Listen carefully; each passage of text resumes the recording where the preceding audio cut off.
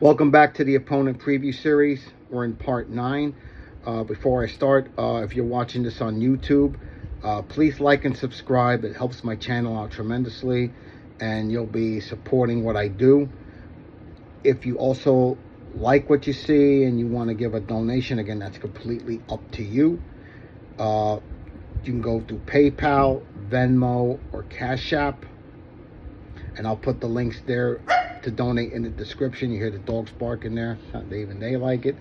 But yeah, give them a like. I'll put the links in the description if you want to donate. That's completely up to you. So we will continue in part 9 of the 12-part opponents preview series. We preview the 2025 Syracuse Orange, our opponent at Hard Rock Stadium on November 8th. Syracuse last year was 10-3. They won the Holiday Bowl. But in spite of all that, they're going to have considerable challenges because of a lot of roster turnover and one of the most difficult schedules in the entire country.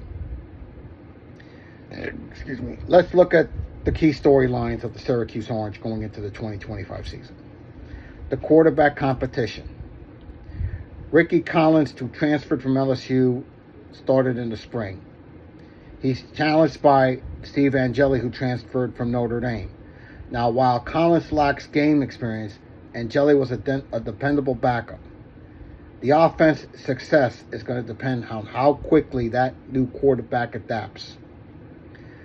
Let's look at the rebuilding of the offense. Key contributors are gone. Kyle McCord's gone. LaQuint Allen gone. Oronde Gaston II all gone. And that's going to be key. Who fills those roles in 2025? They do get Darryl Gill Jr. back. He's the only one who had notable yardage last year.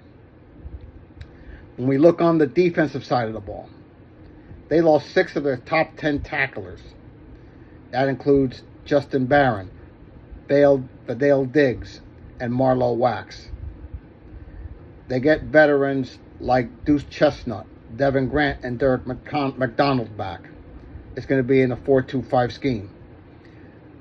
They did add Cal transfer David Reese and freshman Dimitri Samuel Jr. And they're going to need to make immediate impacts right away, because I feel the defense is going to be on the field a lot this year. On special teams, last year they had challenges in the kicking game. They had 3 different players attempting field goals. The punting game did vary in consistency. And there were issues with kick protection. And that resulted in several punts being blocked. They have to address that in 2025. Let's look at the key players to watch. I mentioned a couple of those earlier. Collins, Angeli, Reese at the end, Chestnut and Grant at safety, Derek McDonald at linebacker, wide receiver, Darryl Gill Jr. The one that's going to really have to step up in 25 is Yasin Willis. And they got Jack Stonehouse at punter. But Yasin Willis is going to be a key important piece, because they did lose LaQuint Allen. And that's going to be a tough spot to fill. So I think they can do that. Repeating the 10-win total from last year is not likely.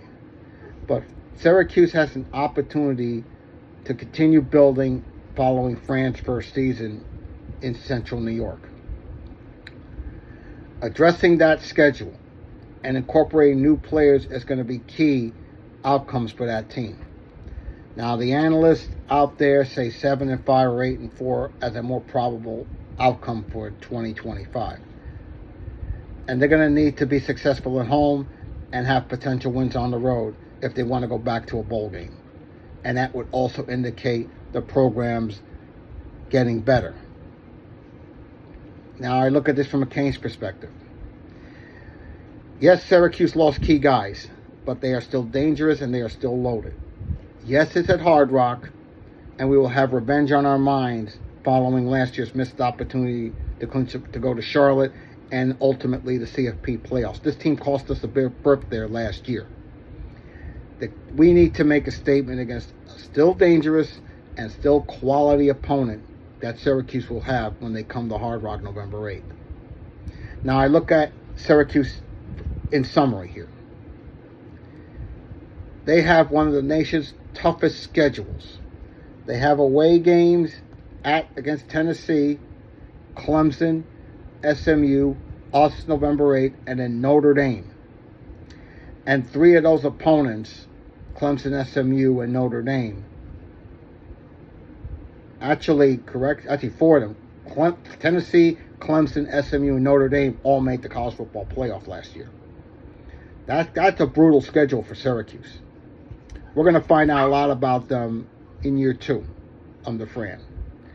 Now, again, my prediction. It will be tough to replicate last year's success because the schedule is going to be more tougher. Even with losses to key personnel, they'll still be strong in ACC play. Some say 8.5 to 9.5 wins, suggesting another strong season for Fran could be happening in Central New York. When I look at Syracuse's schedule, excuse me, I got the dog over here. I'm going to say 8-4 for the Orange in 2025. When we get to part 10 of the opponent preview series, I'll preview the North Carolina State Wolfpack.